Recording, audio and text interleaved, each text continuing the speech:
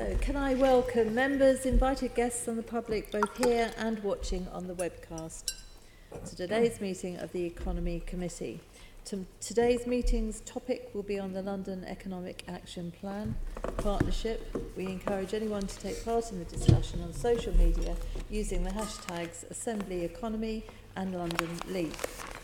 First, we have a few short items of formal business to go through before we can get to our guests, so if you bear with us, please. Apologies for absence, Claire. Thank you, Chair. We've received apologies for absence from Assembly Member Bailey and Assembly Member Twycross, for whom Assembly Member Arthur and Assembly Member Copley will substitute. Thank you. Can I ask members to note the list of appointments set out at item 2, and I ask if members have any other interest to declare?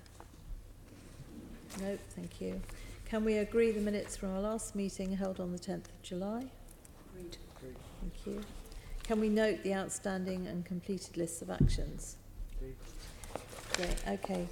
I'm now changing the order of the agenda slightly to take a short item of urgent business. I'm admitting this urgent business to the agenda in accordance with Section 100B of the Local Government Act 1972. This committee meets again on the 30th of October 2018 to examine the role of London and Partners in advancing the Mayor's economic agenda for London. Ahead of that meeting, I am asking the committee to authorise me formally to request the GLA's Chief Officer, Mary Hartley, to work with London and Partners to provide a range of information in relation to their spend, impact and other work within 2 weeks of the date of the request, and in order to inform the session we will be holding on the 30th of October, and to delegate authority to me in consultation with group leads to agree the precise wording of the request.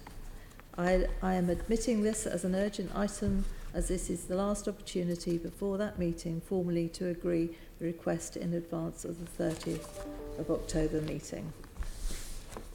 Okay? Agreed. Thank you very much. Right. So, micro-business support in London. Can we note the summary of our roundtable and site visits to micro-businesses as attached at Appendix 1 to the report and agree our report? Thank you. That brings us to today's main discussion item on the London Economic Action Partnership. So, gentlemen, if I can invite our guests. Adam Feinberg, who is an expert advisor on local government, James Price, Campaign Manager, Taxpayers Alliance, and Dr. Jamie Whyte, Director of Research, Institute of Economic Affairs. Good afternoon, gentlemen. So if we just put some questions to you, if you could give us your answers. So I'll start. If I start with you, Adam, if I may. Local enterprise partnerships are becoming increasingly more central to government plans to drive local economic growth. Is there evidence to show that they are the right way to support local economic development? Yes, good afternoon. Thank you for inviting me along. I think you're probably aware of the historic background to the evolution and development of the LEPs, and particularly the issues around the inconsistencies or lack of correlation between local authority areas and LEP areas in most of the country. I think in London you're very fortunate in having the boundaries of the LEP, coincide with the area of the London Assembly and the 36 London boroughs. So I think that is one opportunity, of course, to have a strategic, economic development focused pan-London body to work with 36 London boroughs for the objectives of the London entirety, the travel to work area of London. Although, of course, the boundaries of that travel to work area may vary and may be considered to be reaching beyond the limits of the London Assembly area. And I think that that's extremely beneficial for London. It provides the clear vision and role and directive from the Mayor to drive economic development in London. And it provides the opportunity to draw down funds for London through a single area which is not in any way affecting developments in other areas, in other travel to work areas. So those funds are solely focused on the needs in London. I think the fact that it sits with the GLA as a responsible body is a very significant issue in relation to other LEPs in terms of governance issues and such like. I think in terms of financial management and good financial management, again, I think what with the scrutiny of the London Assembly and the LEP coming under the auspices of the London Assembly, the LEP is very well placed to be under scrutiny financially and in other respects as well. So I think it is very opportune for the London Assembly, that the LEP it comes under and correlates to the area of the London Assembly. Okay, thank you.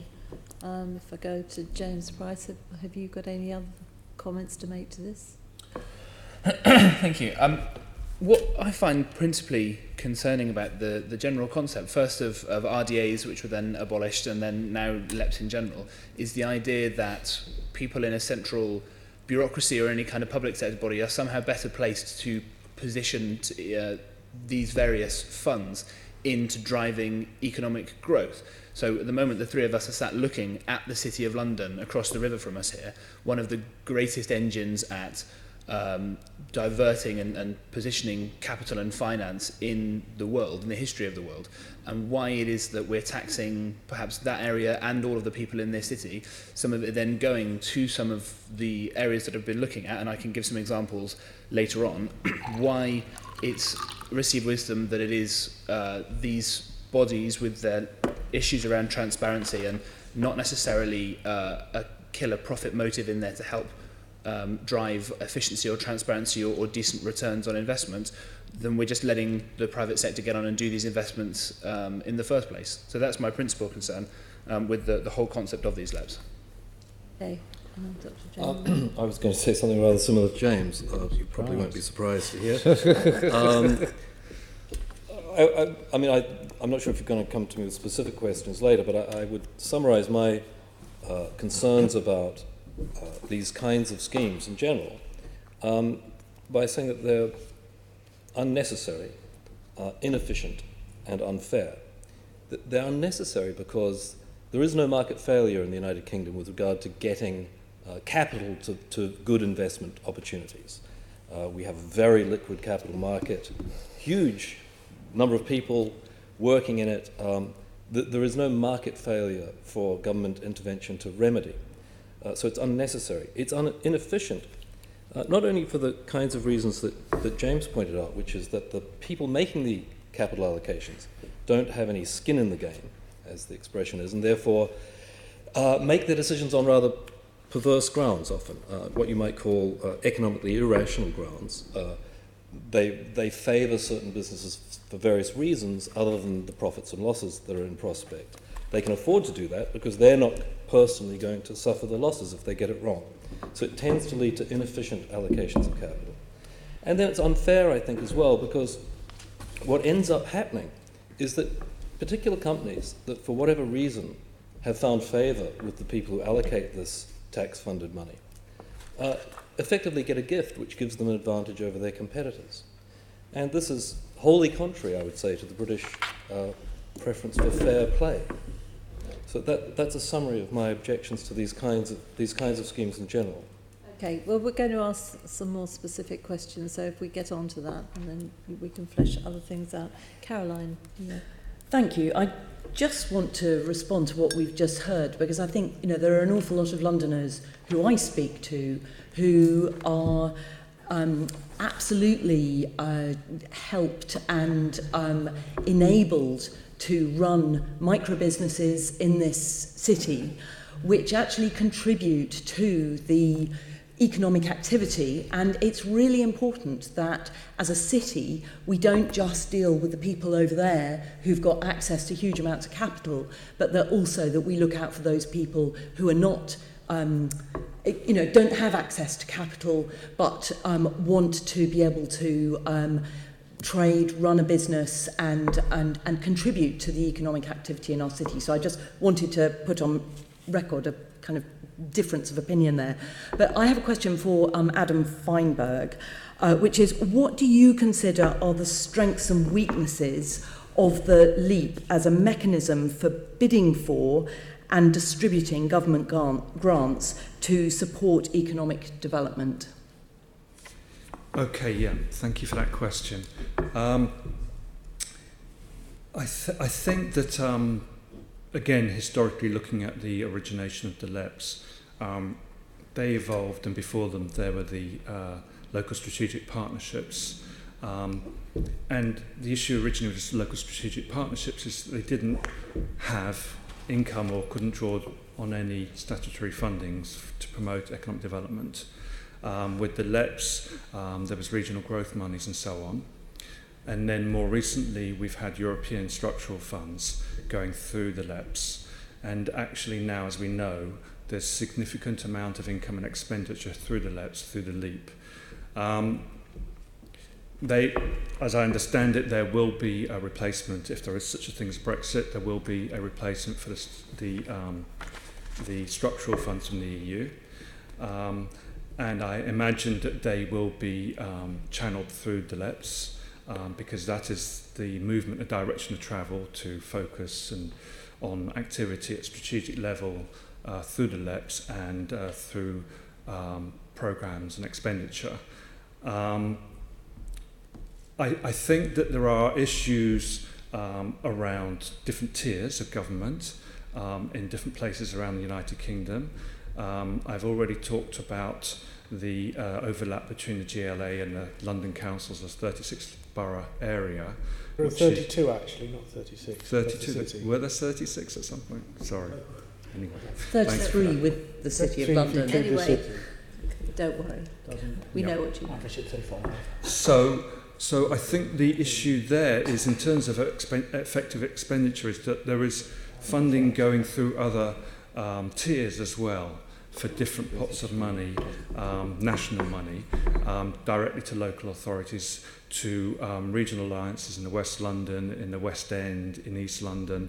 And I think that is one significant issue which actually relates also to issues around unitary status and so on. Obviously that's a different debate in London, but if we're dealing with one strategic mayoralty and its assembly and its functions, and then we're dealing with London councils, and then we're dealing with 32 boroughs, and we're in the age of localism, but we need a strategic driver for growth in the city. Then there are issues there around what is a smart, efficient, effective way to reconcile the issues in the 32 boroughs, the issues that are agreed amongst the 32 boroughs, the issues that are agreed at the London Assembly and the priority and the vision and the direct motivations of the mayor. Thank you. That's... To ask anybody No, else? I'm okay. Okay, fine. Tony? Well, I want to ask you, Dr. Whyte, but since you've already said that you think that the institution shouldn't exist at all, I'm not sure how relevant this is, but what do you think should be the priorities for the LEP? Well, if I were to tell you what I thought the priorities should be, I would be tacitly accepting the idea that that it can do good, and I'd be tacitly supporting the institution. So as you say, it's very difficult for me to answer a question like that. In fact, I want to resist. But you're here. It would be like trimming the sails of a yacht that I believe to be deeply flawed. I don't want to trim the sails of it, I want to pull it aground and stop it sailing around. So I can't in good faith answer your question. I'm sorry. Not in good faith. Well, I would be lying. Not even accepting that the thing is here, it's not going to disappear tomorrow. Well, I'll tell you another reason why Yes. I don't want to answer the question. Because one of the problems with schemes like this is that it requires people, the people making the decisions about where to allocate the money, to assume that they have knowledge which they don't have. So they make decisions from a position of ignorance about the profits and losses that are likely to be incurred, because they're not specialists in these fields and they don't have their own skin in the game, as I say, they don't have their own money at risk. I would be, if I were now to tell you I think you should direct money towards IT or towards bakeries or towards tyre repair companies, I would be committing the same crime. Okay. And I'm opposed to that kind of activity. Well, I understand the philosophical point. Does that apply to you too, Mr. Price? I think largely you couldn't get rid of it tomorrow, as you say. But one thing that if you were to redirect the body such as it is, would be for us to find out in a bit more detail where some of this money has gone in the past, for that to be more transparent, and for us to get a greater understanding of why these amounts of monies were sent to certain places and the rationale therefore. We could do worse than some of the money that is currently probably earmarked to go out to other schemes could be used to illuminate the rest of us as to whether there is a register of interests for people who are making these decisions, and whether it is the case that this money is going to companies those people have a vested interest in, as the saying goes, follow the money. That would be one thing before we shut it down tomorrow that would be interesting, that kind of scrutiny for us to see where this money is going and why. Yes. Can I ask you, isn't the Taxpayers Alliance doing this? Aren't you investigating to see where the money's gone? Well, as best we can. With some of the information we've got here, for example, I can put on record that £10,000 went on a grape and honey farm, and £1,000 of taxpayers' money went on a beehives installation. Some more legible London signage for £40,000 for TfL. Why that's not from a centralised TfL budget, I don't know. £6,127 on some office blinds. Presumably that's to help spur the blind industry in the UK. Money for rental space. I could go on. There are plenty of other things, right up to the £10 million that was spent to improve transport connections between the boroughs. Again, I don't know why that's not coming from a central TfL budget. And of course, it's a lot harder for us, for example, the Taxpayers Alliance or anybody watching on a webcast now to send off freedom information request if they know the address where that should be going to actually get to the heart of some of this stuff. And it would be nice perhaps that people would be more forthcoming in publishing this stuff front and centre, the rationale for where this money is going, how much of it's going, how much more is scheduled to go, whether there are any conflict of interest. Well, thank you for that. You're clearly taking advantage of the opportunity that you've been given a platform, and some of us are glad that we have given you a platform here. I wonder, Mr. Feinberg, do you take a more positive view of the setup, or do you think it shouldn't exist at all? Or do I think it's what, sorry? Do you take a more positive view of the establishment of this organisation? Mm-hmm. I think again, history tells us that a statutory body for London, in terms of the London Assembly, was in place for many decades. Then it was abolished, and then it was recreated. And I think on the same lines, because of the view of government, of the role of government in this country, there's importance associated with the role of government, big, small, local, central, sub-regional, to facilitate the growth of and development of and well-being of economies and the people who live there. And I think that the LEPs, despite their shortcomings, mainly around the rest of the country, but not so much in London for the reasons I've explained, are an important strategic function in realising and supporting and facilitating, not intervening with. So the predecessor body, of course, the Greater London Council, and its economic development plans and actions could be seen as interventionist. And of course, we've had a government in the last 8 years have also been interventionist in terms of industrial policy and supporting certain sectors. And what we have here, regardless of the colour of the administration, is a strategic body whose objectives are to support growth, development, community development, people's well-being, build their resilience, engage them more successfully in the local economy, to improve productivity and efficiency in the local economy, particularly and most necessarily given the status of London in the world as a leading world economy, the risks at present presented by Brexit and the impact of potential decline in the function and role and benefits the City of London to the rest of the city. And I think more than ever, we do need that strategic authority.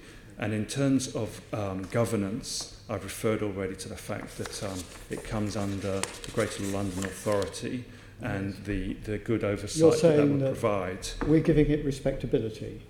Well, I'm saying that you have the opportune situation that the LEP has developed and built its responsibilities and its income, that it has a strategic function, that it's focused on London, that and if we're talking about financial competence and efficiencies, I'm quite sure there have been quite a lot of analyses in terms of the money coming into the LEP and the money transported on for programmes and projects and the amount of money that's retained for administrative or other purposes, and that the LEP is actually open to scrutiny on that basis.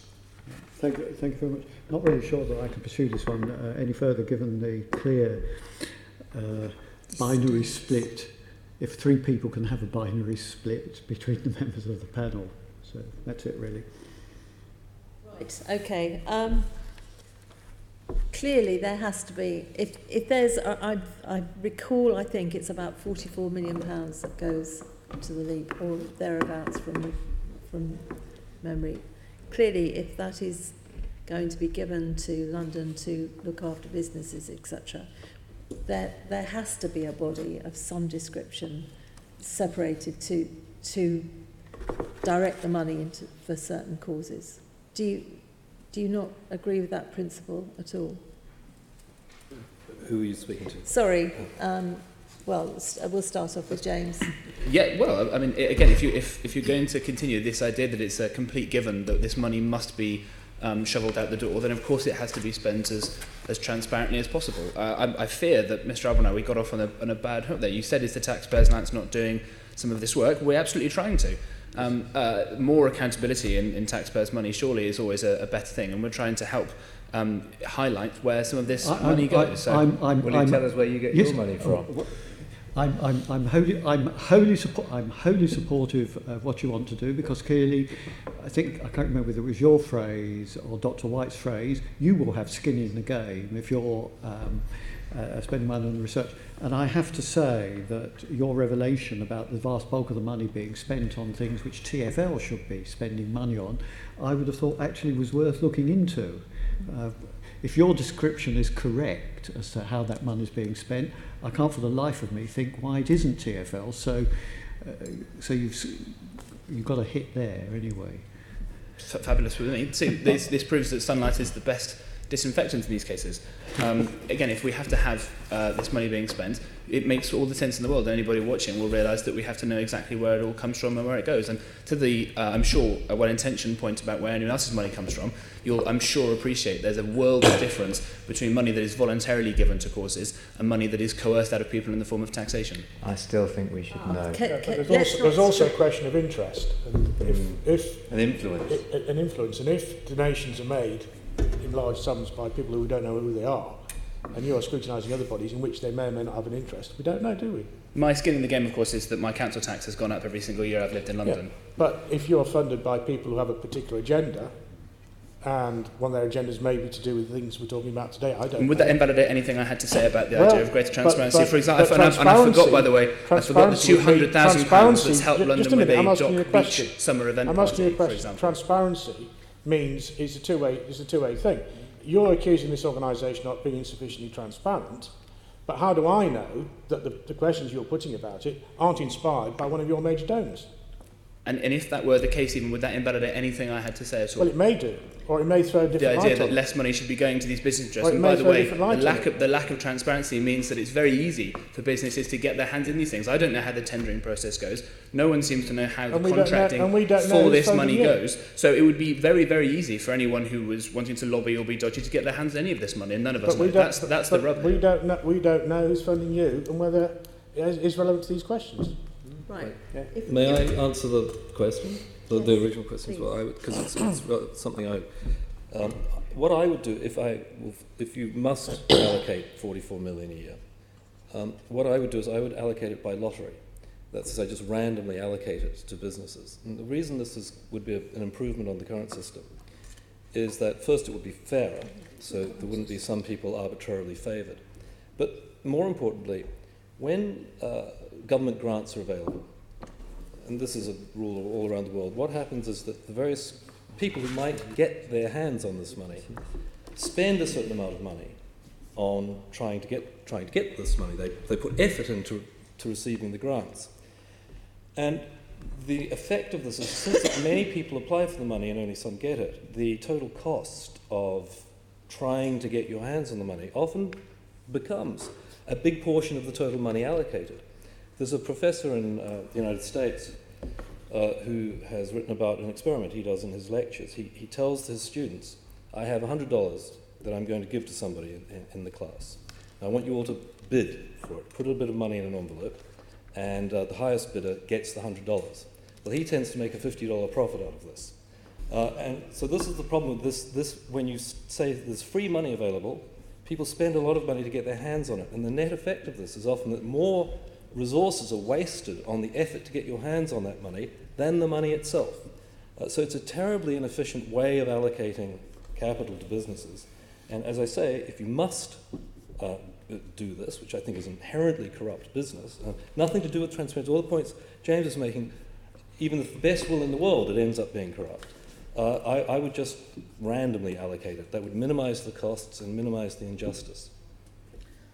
But going back to Assemblymember Russell's point, there are some very small businesses that really genuinely benefit from this, who wouldn't necessarily win a bid from the way you would allocate it. Of course, the company that ends up getting the money benefits from it. Of course they do.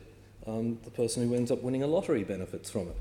The question you've got to ask is, why is it that they can't get the money from normal commercial providers of capital? And the answer is that those commercial providers of capital do not believe that the risk involved in allocating the capital to those businesses is worth taking, that the likely returns are negative. And the idea that taxpayers should be forced to invest in companies that people offering up their own I are unwilling to invest in it's both unfair and results in a misallocation of capital. Not everybody can have everything they want. We need a mechanism for working out who should get what, and there is a market mechanism for this. Okay, before I bring in Madam, Assemblymember Russell just wants to ask.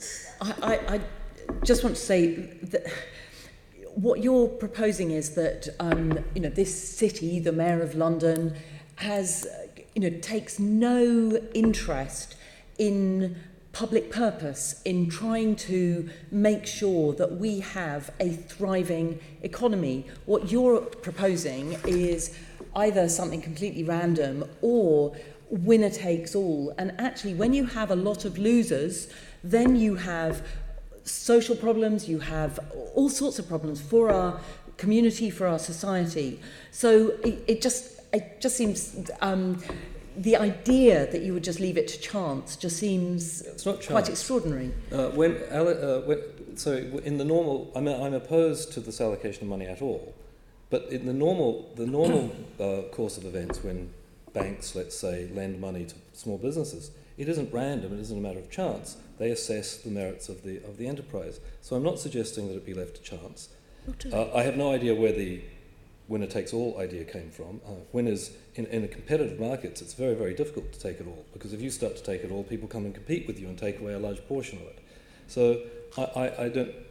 I'm saying something very, very simple, which is that decisions about where capital gets allocated should be made by people who stand to lose if they get the decision wrong. If they're not made in that way, you tend to find that the capital is misallocated. It's a very simple point. And everybody presumes, the presumption that people who are bureaucrats and politicians who have no skin in the game are likely to make better decisions about the allocation of capital than professionals and people risking their own money is a kind of a heroic, it's almost magical thinking. But if this money is about giving people skills, providing people with workspace that's affordable so that they can get their business going, that doesn't seem to me to be the situation you're describing, but I think Adam wanted to come in, so I'll leave it. Can I, before you do that, can I just ask Dr. Whyte this? And presumably the logical conclusion from your argument is that the government was wrong to intervene in the 1998 financial crash, 2008 financial crash, and we should just let the banks go at the wall. I personally do believe that. Yes. However, there are the arguments against the arguments for the other position, which is that the bailout was correct, are not arguments really aimed at. They're not based on the idea that bureaucrats and politicians can allocate capital efficiently in normal circumstances. It's an argument about preventing a shutdown of the banking system, which would then have huge knock-on effects for the economy. So it's really those economists who are in favour of the intervention aren't arguing, they're not in favour of something that would then justify this kind of allocation of capital by bureaucrats under normal circumstances. So it's a view about how you deal with a crisis. It's not a view about the ordinary allocation of capital. I need to bring us back to LEPs, if we can please, because that's what we're here to discuss. Adam, you wanted to intervene on that. Yeah, I think it's useful at this point to bring in a story. In the early 90s, I was working on the enterprise programme of an organisation called Bethnal Green City Challenge, which was, the whole programme was instituted by Lord Heseltine. It was £37.5 million to be spent over 5 years on an annualised basis, otherwise it was clawback, and it was output-led. And that was meant to bring about the rigour of private sector investment and development and turnaround and action and impact within a public sector setting. And that was very effective. And one of the particular issues in Bethnal Green was that the minority-owned clothing businesses were operating informally, but in providing a very good source of employment and good level of income for local families and sustainable income. But they couldn't actually obtain, they hadn't formalised their businesses, they didn't have access to capital, and we were encouraging them to improve their activities, their quality, their machinery. We were engaging them in terms of communication, community cohesion with the native white population, which were much more involved with the distribution and the retail side of the clothing industry in East London. And we worked collectively with them all to raise their gain, to develop the linkages and interdependency between the different communities, and to raise the total amount of business done, the value added, to improve incomes and formalise those businesses into businesses that then went on to substantially grow and be able to access formal forms of assistance, etc. All I've been doing in my career has been recognising, as we all do of course, that there are perverse incentives in many sectors, the public, private, etc., etc. It's been proven that the public sector in many cases is far more efficient than the private sector in many respects, partly because it doesn't have the profit motive and it's not necessarily out to make a surplus or create a revenue. My work has been focused on making sure there's an overarching growth prerogative for areas, so we can work as a whole system and capture the inherent benefits and contributions of public spend in the system to facilitate and develop the growth of local economies which work on and based on the strengths of local individual citizens, for them to develop their skills, their engagement, their behaviours and cultures, including the public and the private sector as well, to benefit the growth of the local economy. And it's very much something which I believe should be private sector led. It is about the real economy. It's not about necessarily purely social projects. It's about the economy stupid. And I think that the role that the Mayor can have and the London Assembly, and by vision and by strategy and by corralling local London councils and the 32 London authorities, there can be a very significant impact on the development of the London economy, particularly post-Brexit, and realise much more effective and efficient public services which are co-produced and driven by the needs of the citizens of London. Okay, so on that then, and I'll go straight to you, I think I may as well ask you, Adam, as you're on that, do you think LEPs are good value for money? I think it's good value for money that the LEP has the millions that it has to spend. Yeah. Do you think the way they spend it and the cost implications of spending it? I think that we have, as I just said, there are imperfect systems. I think the fact that any bureaucracy is created, whether public or private, means inherently there are shortcomings in terms of efficiencies. I think if we are forever looking for progressive approaches to the administration and delivery of publicly funded programs, or programs which are joint programs, or programs that lever public or vice versa private money for the benefit of London citizens and their needs, as clearly identified, for example, in the Economic Development Strategy for London, and cited by the Mayor as the key principles around community cohesion, community safety, fairness in the economy, building people's skills and engagement in the economy. I think as long as we focus on developing the public sector system, but very much more allied with, focused on real markets and investors and opportunities, and realise the win-win for employees and employers, communities and investors, etc., then the LEP is a very good mechanism, if appropriately steered and developed, to realise that benefit for the private and public sectors, for citizens and communities in London. Okay, I mean, I know what you gentlemen are going to say, and well, perhaps I don't. We've only got 10 minutes left, so have to use it. What do you feel about the value for money with this funding coming? Let's establish the money is coming, because we could argue Sure. So if we're establishing that London is given 44 million or thereabouts, do you think that the way the LEPs or the LEP here is working is good value for money? How would we ever know? How would we know? Is there any measure of return on investment from these things? Do we know there's a good return on investment from, as I said, the £200,000 that was spent on the Dock Beach event summer party this year? How would we know about that? That this is the problem. If there's no working out whether this money is generating the economic activity or the protection for people that we want, and by the way, everybody wants the poorest people in the city to be helped most by the reasonable amounts of redistribution we already have. How would we know whether money is being well spent if we don't capture any return on investment from this?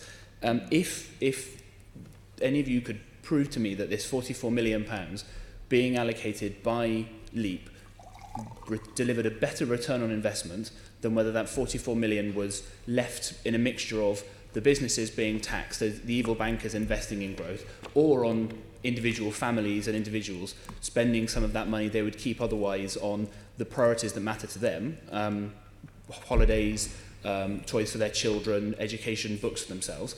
If you can show me that 44 million is a better return on investment being spent through this body, then it would be left in the hands of families, individuals and people, then I'll stand up and say I'm completely wrong on this and that it was a great way to spend this money on these things. But if you can't prove that, then how do we know? Okay, can I before you join in, can I ask you, could you send me a list of those things that you've found out, and we'll absolutely get an answer. I'm sure the Deputy Mayor for Business would be thrilled to be able to give us an answer as to where that money has gone and why Be very it was happy spent. As it's taxpayers' money, I'm sure he will, and we've got him in front of us. So if you could send into this, or send into me I'd be more than happy as to. chairman, I'd be very grateful. We're running out of time. Is there anything different you would like to add? I want to add a little. There is even if, suppose you invest 100 units, doesn't matter, $100,000, whatever it is, in something, and it's funded from taxation, it's actually a much more expensive investment than if it's funded privately. And the reason for this is that taxation has what's called a deadweight cost.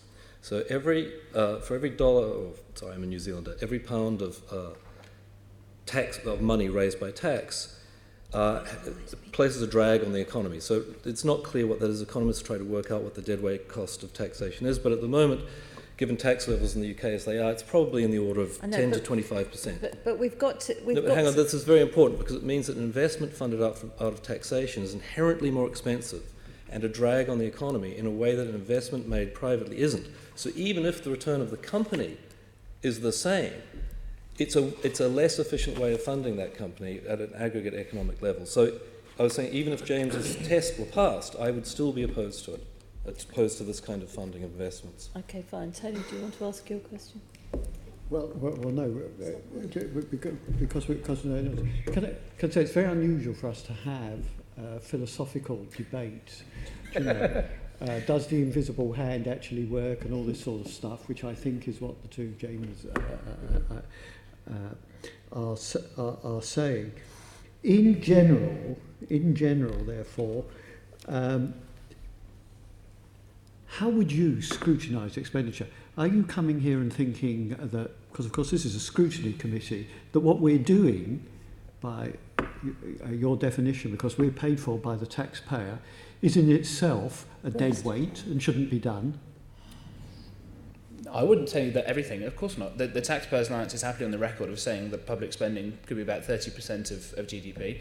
There are plenty of redistribution that can be done from that, all sorts of things that most people would assume be done by the public sector, healthcare, education, law courts, things like that. Nevertheless, even those very worthy causes we all believe in require an element of scrutiny of spending. If you look at other areas of local government, every year for the past 10 years, we've put out every local authority executive who earns £100,000 or more. That used to have to be done through hundreds and hundreds of FOI requests. That's now printed clearly in local council's statement of accounts. We publish it and people can see whether they think they're getting value for money from that. But that's clearly there in a standardised test in the statement of accounts. Is that available for every one of these things that I've talked about? I don't think it is. That would be a perfectly valid and decent and honourable use of public sector time to spend an element of that and uncover whether there is any kind of corruption, any kinds of conflict of interests, even regardless of whether it's efficiently spent or not. That seems like a perfectly moral use of some small amount of public budget to make sure that we're getting value for money and things are being done fairly. I don't think anyone watching would really have a problem with a greater level of transparency of how difficult it is to get information about the way this is working. Yes, you're taking full advantage of your audience, Mr. Price. Thank you very much. I'm sorry if that's not what I'm supposed to be doing. Yes, why not? I applaud him. I'm applauding him. Thank you. Okay, right. We're just about running out of time. Is there anything else any of you gentlemen would like to say to us about the LEP, only about the LEP, that hasn't been brought out? No.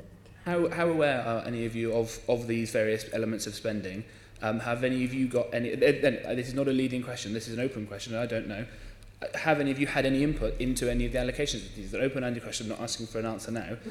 How much of the current spending or of next year's spending is going out in these things? That's what the LEP did. Can I just ask you, how easy was it for you to find that information that you're going to send us? It wasn't publicly available. This was sent to us at our request from various things, and I'll include all of that in what I sent to you.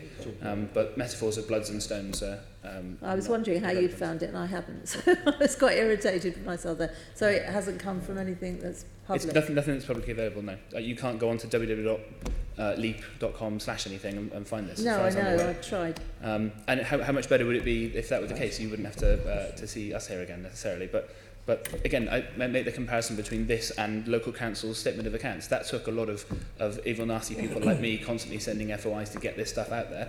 And you've seen greater levels of accountability in local government as a result of it.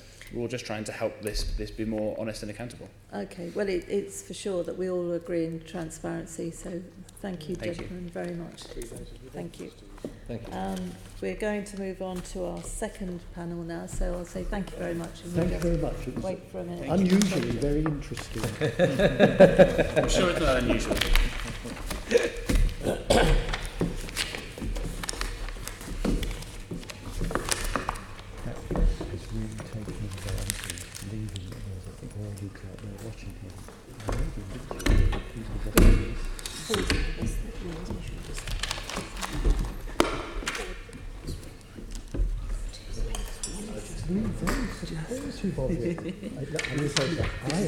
This one is just from shop. It's to be hectoring or glitter, but maybe that's just the face I've got. I'm supporting. Thank you very much.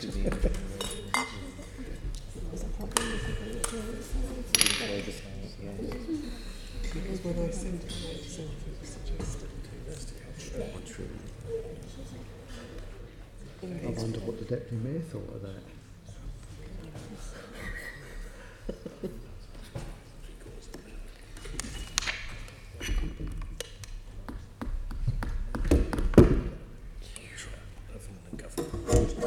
Yeah,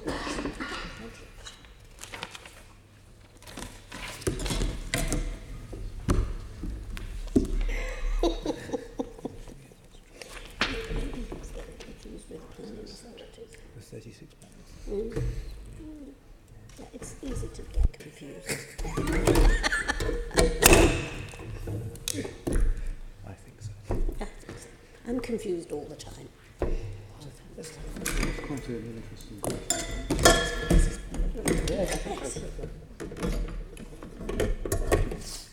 It's not here. Campaigning. We won't be telling that he didn't. Angus is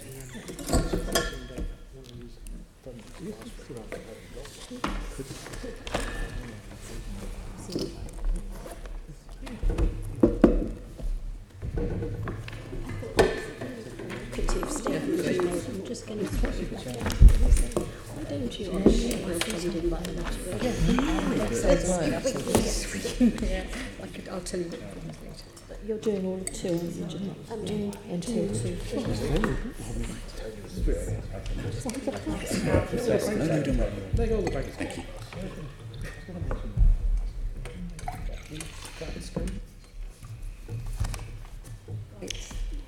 Good afternoon. Good afternoon. Thank you very much for coming. So to introduce you, Rajesh Agrawal, the Deputy Mayor for Business, Angus Knowles-Cutler, Co-Deputy Chair for the London Economic Action Partnership, and Dr. Celia Caulcott, Board Member, London Economic Action Partnership. So, good afternoon to you all. I see you were listening to some of the previous comments, so no doubt you'll comment on some of what you've heard. So we're going to ask questions. You're used to that anyway, so if I can kick off, please. And I'll start with you, Rajesh, if I may. What are the LEPs' key priorities over the short and longer term? Thank you very much for having us here today. LEP is basically the key driver, key lever for the Mayor of London for economic development. So the priorities in the short terms are around, there's a huge focus on supporting enterprises and entrepreneurs. Plus, in the longer term, it's more around skills and developing the right kind of infrastructure for London. Okay, fine. Anything to add? No? Okay, so I'll ask you then, how do you decide what the board should focus on? How do you decide what the board should focus on? You've got 44 million. How do you decide where that money is going to go? Well, there are a number of key priority areas, and in which the projects, there are bids which are submitted, and through the bids, depending on the business case, depending on whether it meets the key priority areas, depending on whether it's good value for money, there are a number of there's a set of criteria. If it meets them, that's how we decide. But LEP is quite business led as a body. So the most important thing is that there has to be a very strong business case, that it's good for London, it's good for Londoners, it makes sense, and most importantly, it's value for money, because this is taxpayers' money, so every single penny of it has to be very well spent, and whether it's for the short term, whether it's for the long term. So it could be helping Londoners to upskill themselves. It could be helping micro businesses getting more support and getting more information, or it could be developing or sort of regenerating areas like we've been doing. So there are a number of different criteria through which we decide what would be the sort of right kind of project. But then, of course, it's ultimately decided by the mayor. Okay, you said there's a list of criteria it should follow. Where could we find that? www.leap.london. Okay, that's interesting. That's the website. That other bloke said it didn't exist. No, he said leap.com. It's not .com, it's leap.london. So he was saying the wrong website address. Which may explain things. Well, not necessarily. It doesn't explain where they've found out this long list of monies that have been spent. So when we get that, can I have your undertaking, please, that we will send that list to you, and you'll be able to answer us as to where that money has gone, what it's been spent on, and what project it was allocated to. Absolutely, and all that information is actually available on the website. The website isn't that easy to manoeuvre. I've tried, which is why I was very irritated that they've got a lot of information that I couldn't find. So, were you looking at the right website? Just so I. Yes, with respect, I did look at the right website, but there was an awful lot there that I couldn't find. Members' interests, so is that on that list as well, on the website? Absolutely, yes. Members' interests, it is, okay. I will go back to it and have a look. So we're going to our second question, and Jeanette's leading those. Thank you, Chair. Good afternoon, guests. I've got a number of questions, and the first question is to you, Rajesh, and it's about LEP management and oversight of projects, funding sources. And it's just, can you briefly outline some of the key projects funded by LEP? So there are a number of projects that have been funded by LEP, and sort of they range addressing a lot of different areas. So we try and make it making sure that it is across different different parts of London. I'll just bring up the whole list, but even like, for example, helping startups. There is London Co-Investment Fund, which is essentially helping and investing in startups, especially focusing on areas where otherwise there's a market failure, because there are certain new budding sectors where there's a market failure. So investing in those. But there are different programs. A lot of money goes in the further education capital investment fund, basically making sure that Londoners have got the right kind of skills, not just for the jobs of today, but for the jobs of tomorrow. There's another project which is the London Regeneration Fund, where the money has actually gone in the capital funding for high streets and places for work. Then there are a lot of small sites which can be developed into residential developments.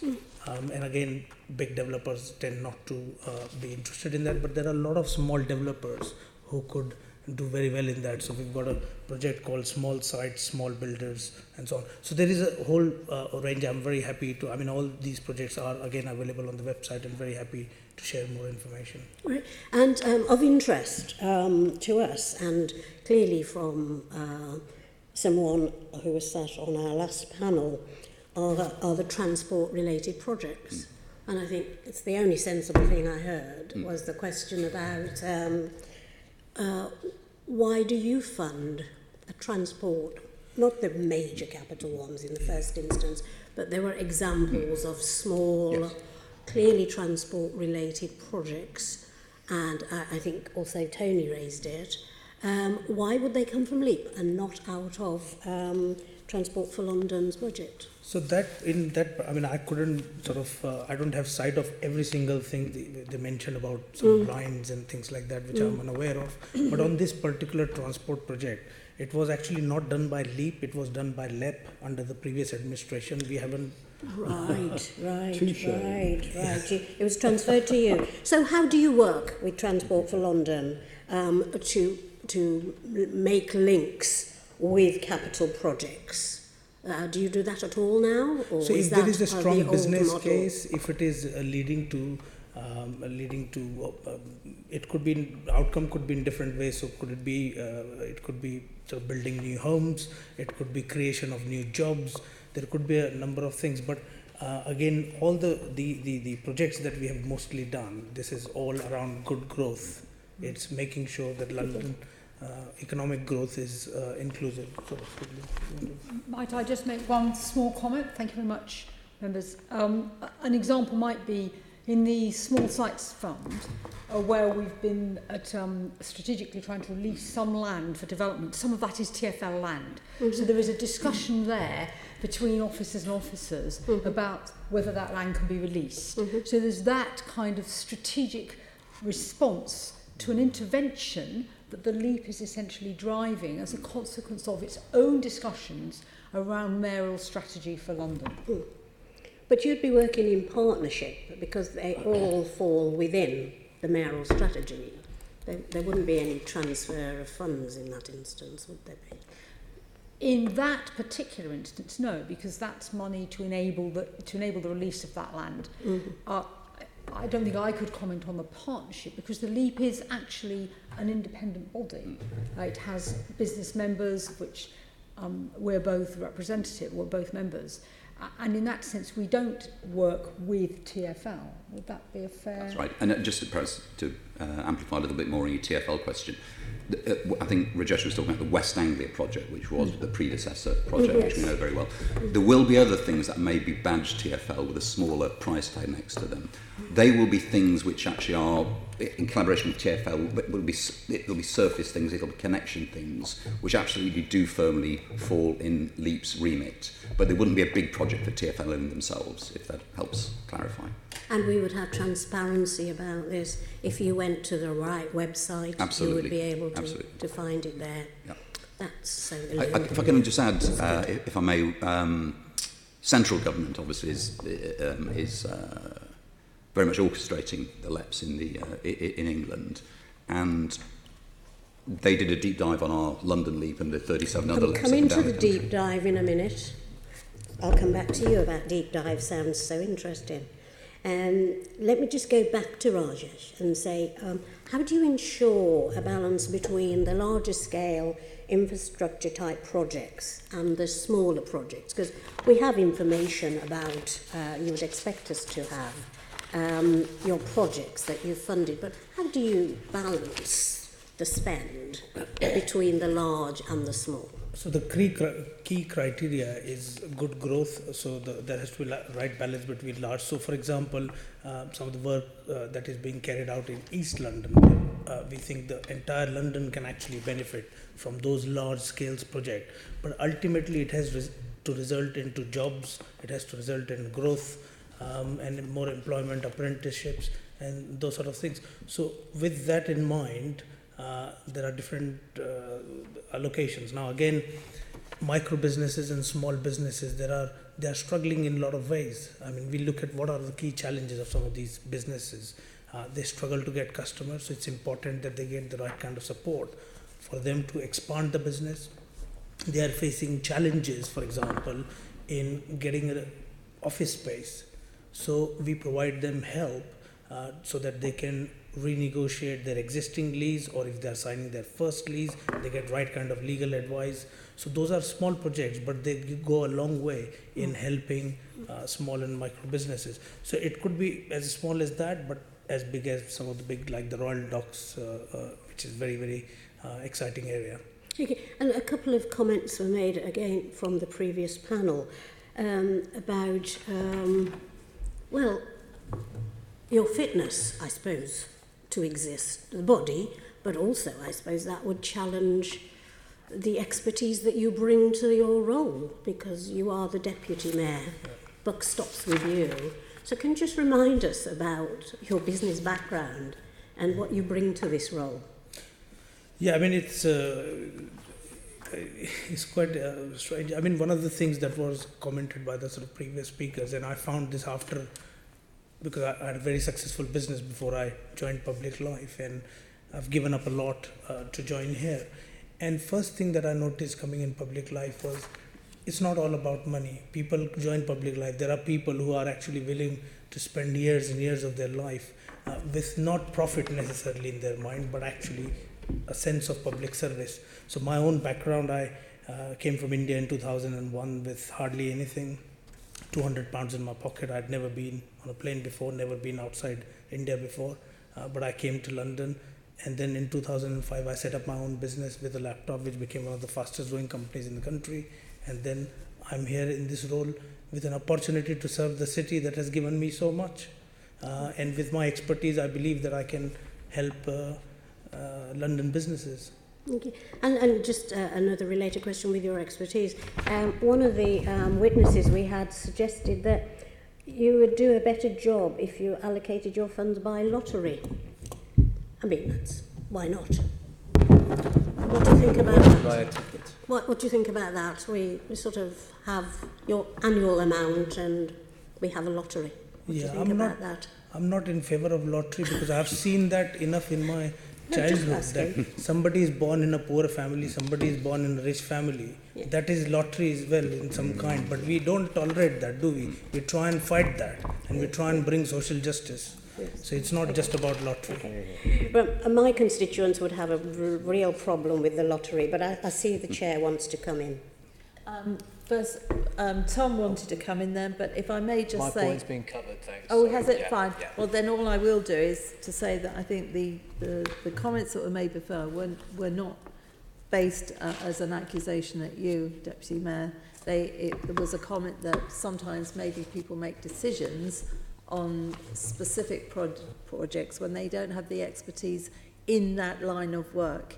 I certainly didn't get the impression that it was in any way commenting on you or your... And also, Chair, the suggestion was that people may have conflicts of interest. Yes. Yet, obviously the previous panel didn't realise that there's a full declaration of interests for every member of the LEP.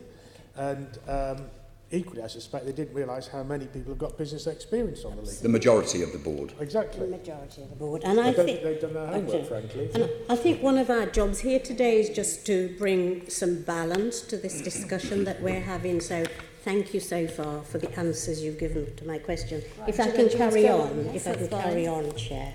The next series, I've got a couple of questions on LEP management and oversight of projects, governance, accountability and transparency. And they're to you, Celia, if I can. And it's about how does LEP decide, again, your view in terms of which projects to fund. Have you got anything extra to say to what we've heard from the Chair, from the Deputy Mayor? I hope what I add will illuminate and be helpful to yourselves and to myself as well and the LEP. Obviously the LEP has an investment committee of which I'm a member along with two other business members.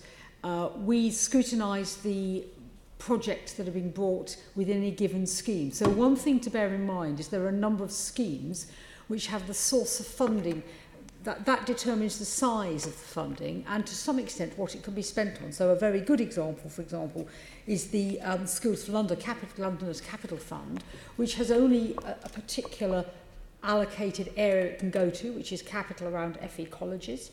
And for example, we would look at that in the context of that drive, and we're advised by the office who spend a considerable amount of time looking at it, but we, the investment committee, both study those projects in detail and also then consider them in the round. So to exemplify that, when we were looking at some of the Good Growth Fund, let me correct myself and get this right, I think it was the Growing Places Fund, but I'll start again, the Good Growth Fund.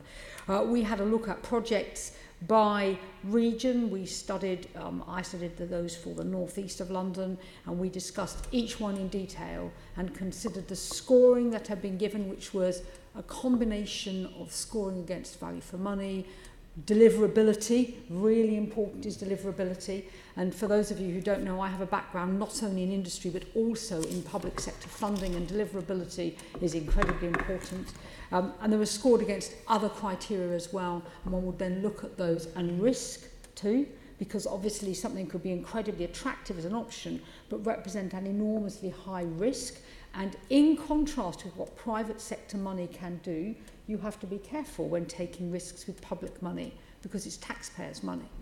So we would look at those and consider, we would challenge, and the office would have to go away and address our challenges, and I'm pleased to say they do. But it's a very careful and thoughtful consideration, and it's done, I would say, with the best interests of both London and the use of public money at heart. And what do I mean about that? It will be a terrible thing to spend money just because something looks good. You have to be able to see that it's going to bring value and benefit to the community or the context in which it's operating. But you also need to make sure that what is funded is excellent. And so there's that kind of consideration. And perhaps, with permission, Chair, I'd like to correct something that was said by some of the previous panel. Most of these projects are going to local authority-led projects or school or college-led projects or community-led projects or charity-led projects. There's very few businesses involved here. Okay, can we just then touch on transparency? Of course. So we've heard that we've got the investment board, and we've got a challenge coming from there, and then there are board deliberations, if you like, for the final sign off. Is there something lacking in then how that's relayed and made public? So it is all made public. So the minutes of our meetings are made public. There are, you will understand, occasions when things do have to be not made public. That you will understand that yourselves. But the minutes are public. I think the office would admit that the website for the LEP is not the most navigable you'll ever encounter in all the world. I don't think that of my own organisation, UCL, is the most navigable either. But all the information is actually available, and I know that we're working to make it more so. So we do not make decisions behind closed doors. The investment committee, of course, doesn't make a decision, it makes recommendations. To and the that's board. also very important, because we are not elected members, we're not political members in that sense, we're there as business members. And the recommendation is to the mayoralty, not the board. The board recommends to the mayoralty. Yes. Okay. We're an advisory body. Okay, and from what you said, in terms of really going in forensically, looking at delivery, risk, quality, do you think that then ensures value for money for each and every project? It's the best, I think it's a very good framework for looking for both considering that value for money is being assessed then, and a framework for going forwards. We're obviously at the beginning of much of this investment, as far as the LEP is concerned. What I sincerely believe is that going forwards, the officers will maintain a commitment to watching those projects and monitoring them and ensuring that delivery is achieved. It is worth saying, and Angus may have some comments about this as well, that there are projects that have been funded under the previous LEP where we are seeing some things and the LEP is actually joining in on the scrutiny and advising where there are questions of value for money. In general, if we don't see something, the GLA officials are not are of the view things are well founded and well managed. We tend to see things historically where there is a question. So I think going forward, the same framework will work, with the added benefit that we would wish to support the officers. Okay. I'll stay with you, but the other two guests can come in. In terms of how widely does the LEP consult at the start of the funding process? So in terms of the outreach of the LEP, we've got an annual programme of working across the areas of London. For instance, I took West London last year. We had open forums that were open to any kind of business people or local people. We have strong associations with the relevant trade bodies. Again, I have a lot of connection with London First, as do other bodies, the London CBI. We do as much outreach as possible to make sure we're representing the London economy as possible. What I would say is representing the London LEP on the national network of 38. If I'm in a meeting sitting between Cornwall on one hand and Lincolnshire on the other hand, they've got much smaller economies and probably kind of some simpler tasks in hand. London is a big, complex economy, as you know, with everything from an embarrassment of riches over the river to very stubborn poverty and big differences across London. So our job is quite a complex job in terms of outreach, but we do our best. And one other thing I would say, and it may correct perhaps some misunderstandings earlier, the 8 business members who form the majority of the board were unpaid volunteers. We put in our time freely because we think it's the right thing to do. Somebody like me, and I run a business of 10,000 people over there, I can represent a large London business, but it's a great cross-section of business members, the 8 members. And I would say 3 of the members are people in their 30s, entrepreneurs starting up their businesses. They're taking time out of their business to go to East London, to go to South London to consult without pay. So I think it should be reflected that people are putting a lot of time in, I think for the right reasons. Just to say, do you take on board that there are areas of London that, in order to engage with that community, it will take it'll take more than a notice being printed? I mean, how and also I've got a chart here where LEP gives no funding to some borough areas, maybe not for projects, but for something else. But I've got a map that suggests that there is about 4 or 5 boroughs where the LEP is not active. Yes. Is that something that you would review and have an answer to? I only say this interestingly because 2 of these are my boroughs, and we definitely need the money. So I don't know why it's not there. I'm sure. I think the outreach programme we have to keep looking at. We have to work through, because of the size and scale of London and our size, we have to work through other agencies. Which is where the other connections must come in. Obviously, the majority of members are business members, but we have borough leaders. We've had 5 years, probably down to 4 borough leaders, who I think are a cross-section of geographies of London. So there is a borough voice represented at the LEP as well. May I add a little? At the investment committee, we do consider quite seriously both where we've had applications from and then what's happened when the final recommendations are being made. And there's a couple of things just to raise. One is, if there isn't an application from a particular borough, you can't invent it. So there's a first piece about absolutely willingness to engage in more commonly the south of London and more commonly the outer London areas. But once we've got projects, there's then a piece about where in what you might call the journey of understanding what one can do with a borough, where a borough is in its journey. And that also affects the nature and success and quality and deliverability of projects. So there is quite a considerable piece of thinking going on about how we support the outer London boroughs. I live in the south of London. I'm from the south of London. It may show, I'm not sure. And I think we recognise some of the challenges. But these aren't unconsidered. We are aware and sensitive. And can I just add to that as well? Sometimes from certain geographies, we don't get as many applications, or the application are of poor quality. But we don't want them to lose out because of that. So we provide them some expertise and advice on how to prepare the application. Because unless the application is really good, it won't be approved. But so we provide that too. And also on the business outreach point, we also publish a report on a quarterly basis on what business engagement LEP has done. It's also available on the website. Okay, thank you. And the last couple of questions I've got are about the government's deep dive that took place in March 2018.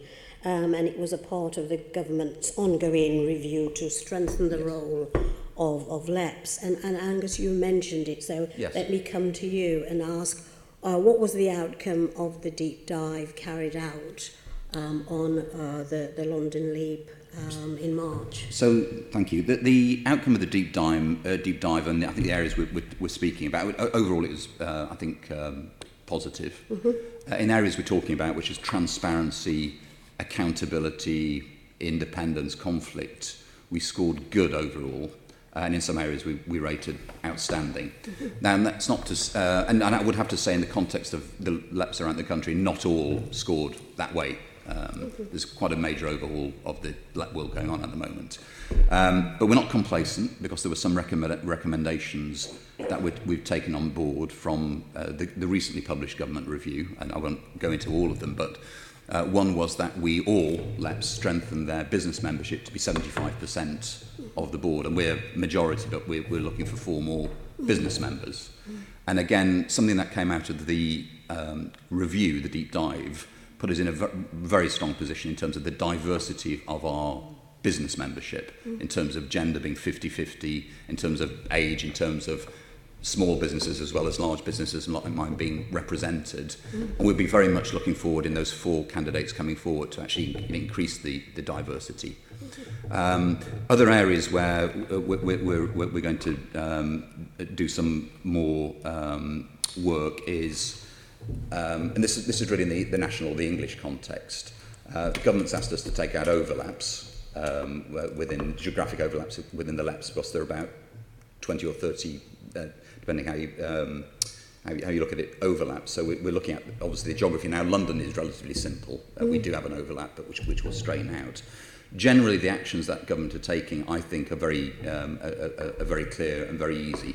I think, and again, sorry, I wasn't rattled by some of the comments earlier, but I think the facts needed to be a bit injected here. The whole point of the LEPs, when at their inception in 2010, 2011, by the incoming coalition government, but with Conservative policy, was to make all these LEPs business-led. And the philosophy was, let's get business involved in, who understand local business, and also bring business discipline to investment decisions, and make them local.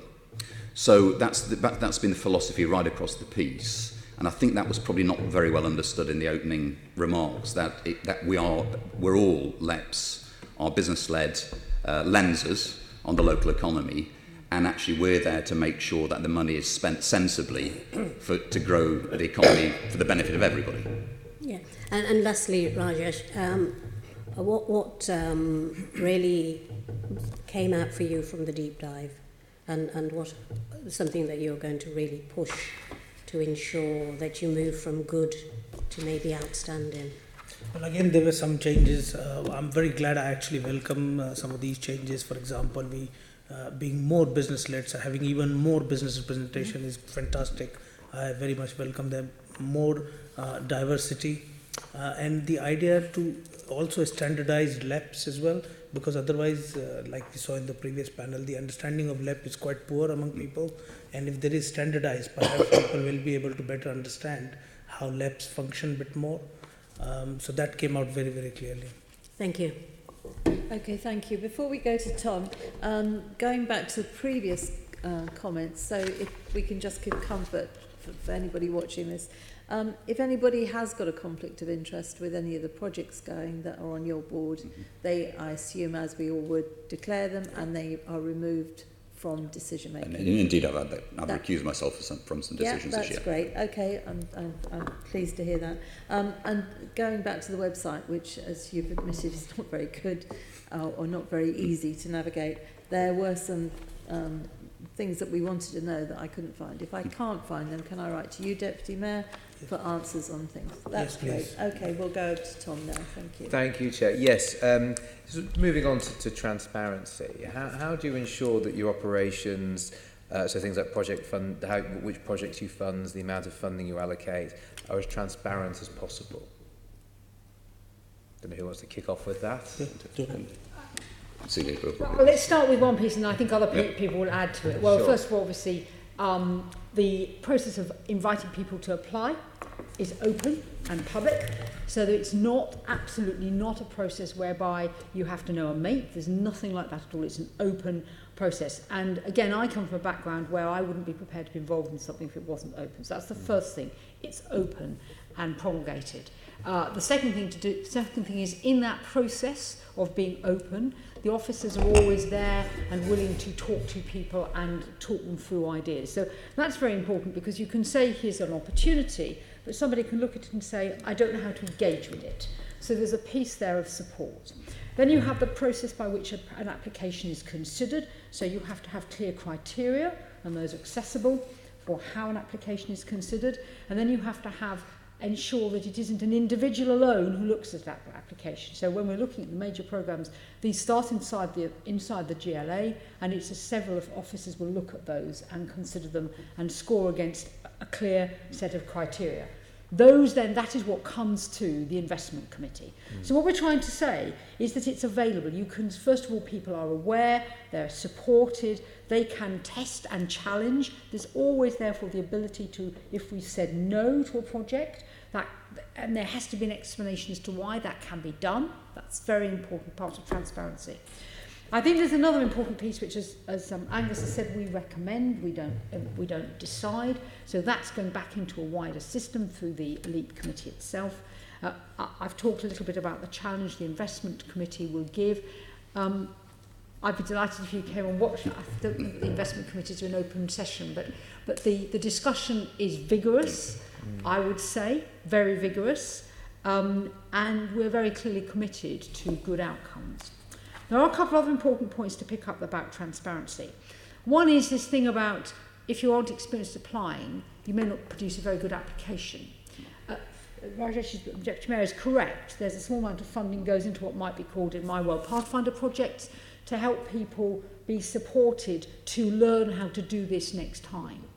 So I think that's a pretty transparent process, actually, and it is consistent with the general practice applied in the public sector to the allocation of recurrent grant and capital grant funding.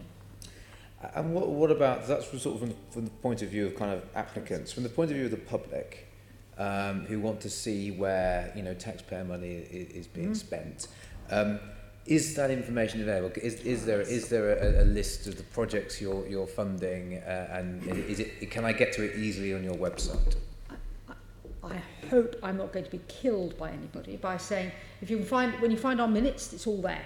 Right, it's in the minutes. There is, and I think, and something that I think everybody would find helpful would be if that list was really up front on the top of the LEP website. And I think, Celia, we should add, actually, the website is being upgraded and overhauled at the moment. Thank you, yes. so that it will be more navigable and there will be more there. I mean, the information is kind of there but hard to find, so it's more how to navigate is being improved, which I think was necessary. And what about sort of, well, I'm pleased to hear that. I mean, do you think there'd be capability, for example, for you know, the public to put in their postcode and to see what you funded in their areas? Is that I like the idea. We may have to revert to you on that. I don't know if that's that would possible. Really, but, yes. that would very much improve transparency. My suggestion is we take that back to the office with a request that kind of capability is there. Brilliant. Fantastic. I think that's everything on that question. You're doing 2.6 as well. I've got 2.6, yes, I'll move on to that. So in terms of follow-up, what are the mechanisms for ongoing evaluation of the projects that you fund? So again, I think I'll answer, and again, others may have a significant contribution to make. I think you can recognise that projects fall into two categories. Those that are being funded through the current investment committee. They've been looked at and scrutinised through the current investment committee. We have got very little that has actually got going in terms of funding being spent because we've only been in existence for a short period of time. So where that is concerned, we clearly will scrutinise, and we get papers that tell us what's happening about funds available, what we've committed, what's actually been spent, and that's a very important piece of what we will track. But the bigger piece we're looking at is what's been funded under previous governance and administrations. And there the issues become that the LEP sees those things where the office sees that there is a challenge. There are a number of things we see, and we scrutinise those, and I think in fairness, and I think I should go back to my colleagues for this, I would say that both the Investment Committee and importantly the LEP itself have asked some quite difficult questions, and not all of us can always be in the room because of conflicts of interest. Which complicate, which in some ways is good because that's the transparency and the openness, but it also represents the lack of information in this moment. And what would be sort of what steps would it take, or what process would you follow in a circumstance when you have concerns about something that's been funded by the LEP? In circumstances where the LEP has been concerned about the progress of a funded project, we have expressed that concern in no uncertain terms and required, on one occasion, I think a project was essentially sent back for reconsideration, and that was actually when we were looking at, my apologies, so that was more the value for money and deliverability end. But when you're looking at projects that are already in flight, there have been challenge offered, and we have actually seen project holders have come to present to us. And have you ever rescinded funding, whether under the LEP or rescinded funding that was given out by the LEP, taking it back? Not to my knowledge. Is there a process for you to do that, for example, if you find that funds are being sort of misspent? or not spent in the way that you expected them to be. Is that in our GIF? I'm not sure. Angus, you're not, not to our knowledge yet, but we can sort of double check and get back to you, but not to our knowledge. That hasn't been the case. Because I would have thought this is something, that there might be the potential, in this amount of money that you give out, where funding is not spent.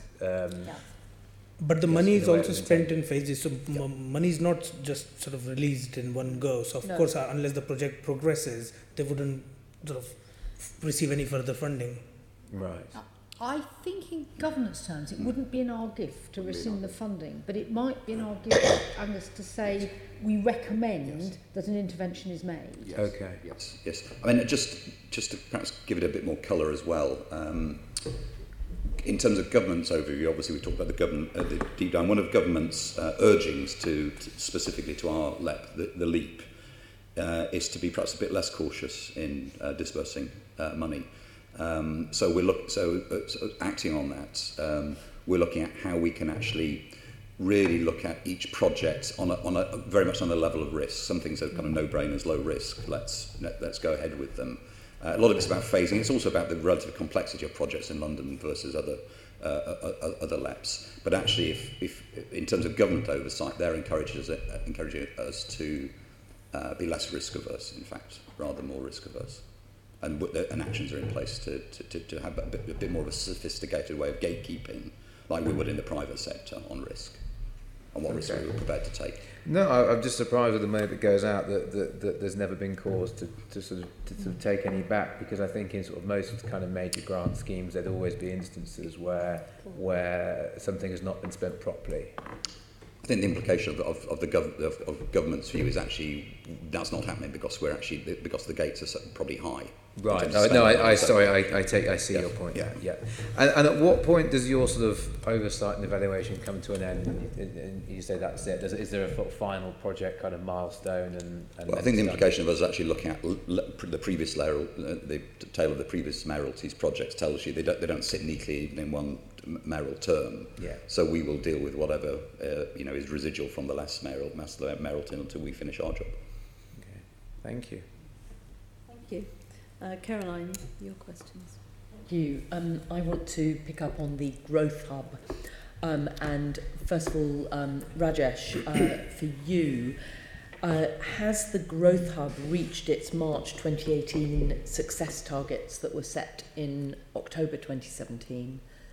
So Growth Hub continues to evolve as a website, as a support website. As you know, when it was started, it was a simple signposting website, because one of the big challenges that the small entrepreneurs and businesses face, that whilst there are a lot of schemes and support available, they don't know where to go for that support. So all of that in one place. So now it signposts about 500 business support schemes, and it organizes about 250 business support events as well, and also a lot of one-to-one support for businesses. But one of the key challenges in Growth Hub really is, how do businesses know about Growth Hub? Because there are 1 million small businesses in London, and it's reaching out to them is not very easy. So we run a very active social media campaign, specifically targeting small businesses or small business owners, so that we reach out to them more and more. But also a lot of working through the accountants and lawyers, because often accountants tend to be business advisors as well for small businesses. So reaching out businesses through that, doing a lot of master classes, so going to these co-working spaces. We do events. I'm going to one next week actually, which is in Harrow, as it happens. Harrow means business, which is where I live. So again, going to those sort of events to raise awareness around Growth Hub. But Growth Hub is not just a sort of standstill website. It's constantly evolving, developing all the time, reaching out to more people. But I think we've got some big ambitions for developing that website. But it does its job in a certain way right now, but it could do a lot more. For example, if you're looking for a co-working space, an affordable co-working space, there's a London-wide map, and it tells you where to look for space. If you're looking for a master class on how to use social media to attract more customers for your business. It will tell you where that master class is happening and those sort of things. But I think more businesses need to be aware of Growth Hub. So can I also take this opportunity to ask all the assembly members to tweet about Growth Hub? Please. Certainly, that's a good idea to get all of us on board with helping. I think when we've recently been meeting with micro businesses, and there's been a short report out. And I think one of the things that, so it's good to hear you say, that the Growth Hub isn't reaching enough people, and certainly in terms of your the figures that we have here, I think you had a target for 100,000 users of the Growth Hub website, and you've got about 53,800, so just over half of what you were hoping for. And again, with sort of registered users, 900 as against the target of 1,500. So obviously, I mean, it's good that you're aware that there's a problem there.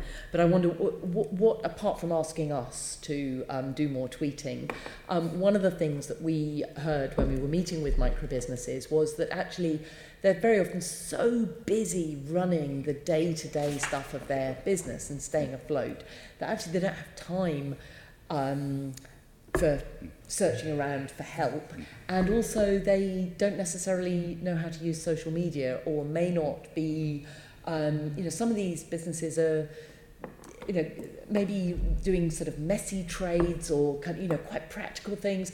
They may actually, if they're over 45, may not be very tech savvy, may not be confident at using email and websites and things like that. So I just wonder, do you have other thoughts about how to reach out and broaden the base of getting more of these micro businesses, the most marginal businesses in London, to get access to the good information that you've got? So you're absolutely right. Not everybody is online, and even if they are, they don't necessarily have time to look at social media and things like that. And that's why offline piece within the Growth Hub is very important. Reaching out to businesses through local authorities, reaching out to businesses through business organizations like Federation of Small Businesses.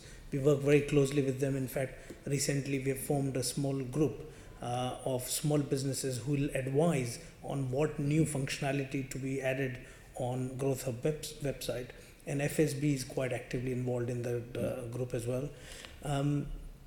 So reaching out to the accountants, because all small businesses have an accountant. So if we can somehow make accountants aware of this website and that this support resource is available, then they'll be able to tell their customers and clients. So those are the offline mechanisms. But the truth is, I mean, I'm always coming from a sort of entrepreneurial background. I'm always very cautious with sort of big. I mean, there's no point in just spending millions on a marketing campaign. So that businesses become aware of.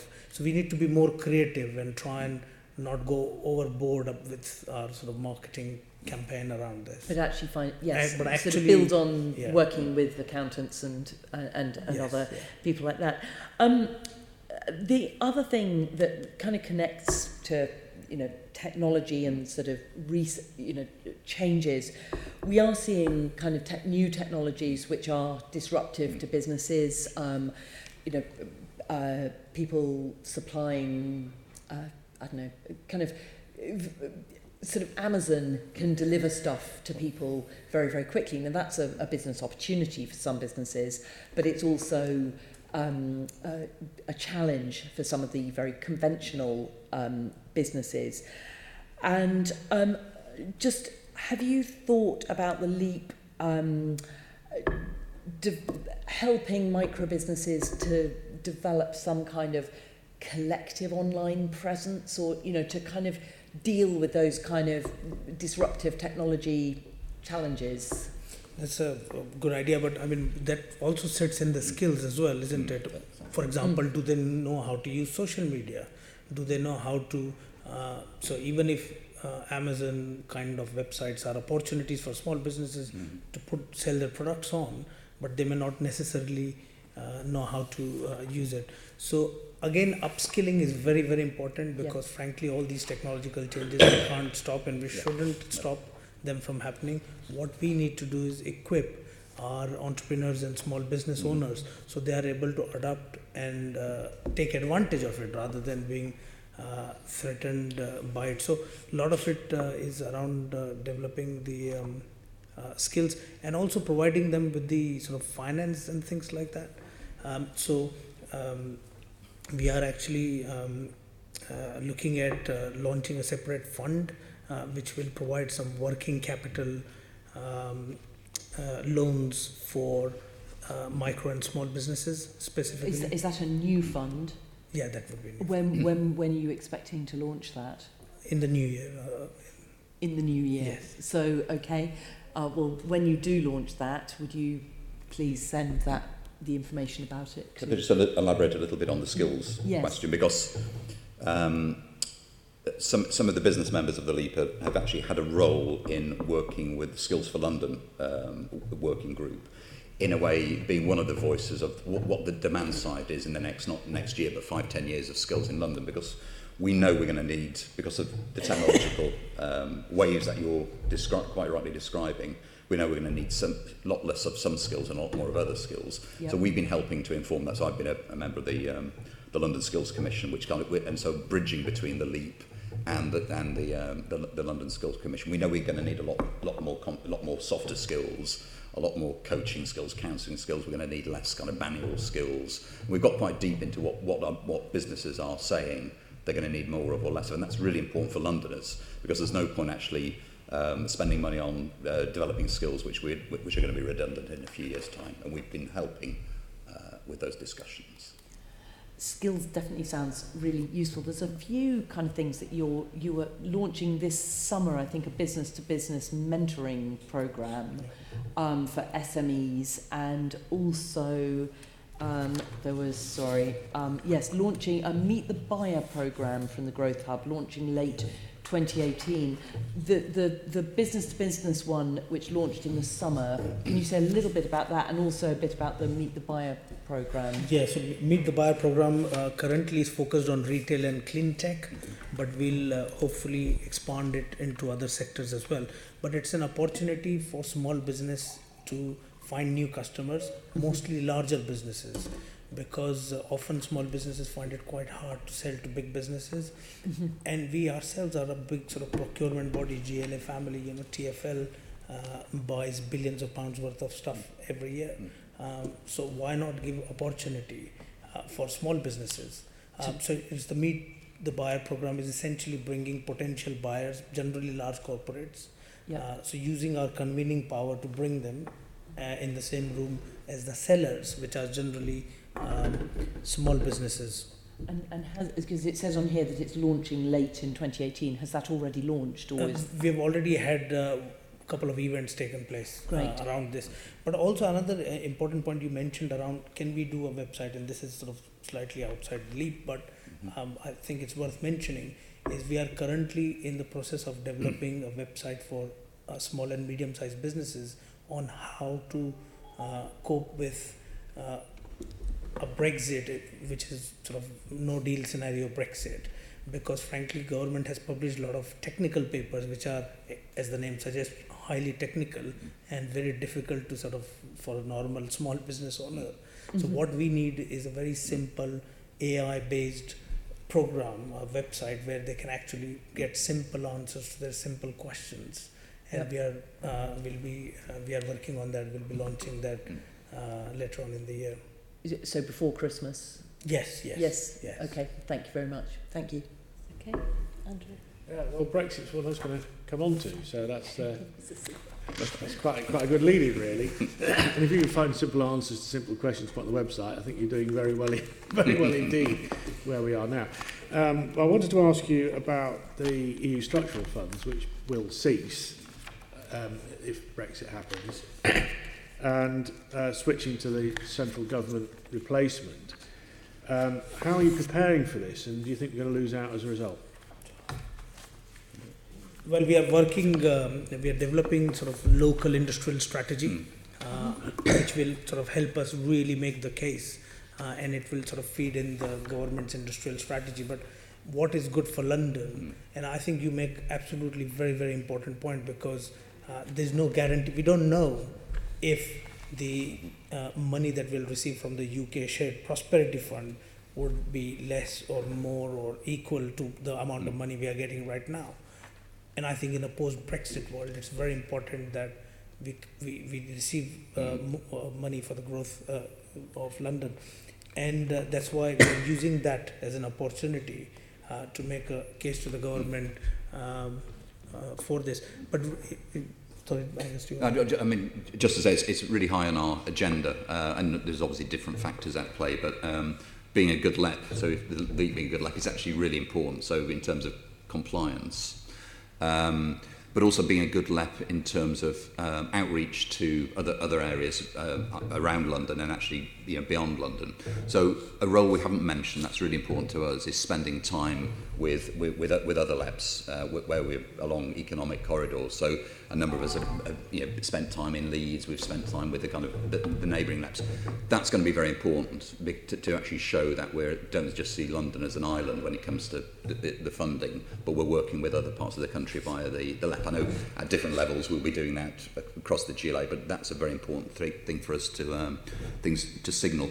I think your opening question is actually a little related, which was essentially what's the strategy for the LEAP, where are we spending the money?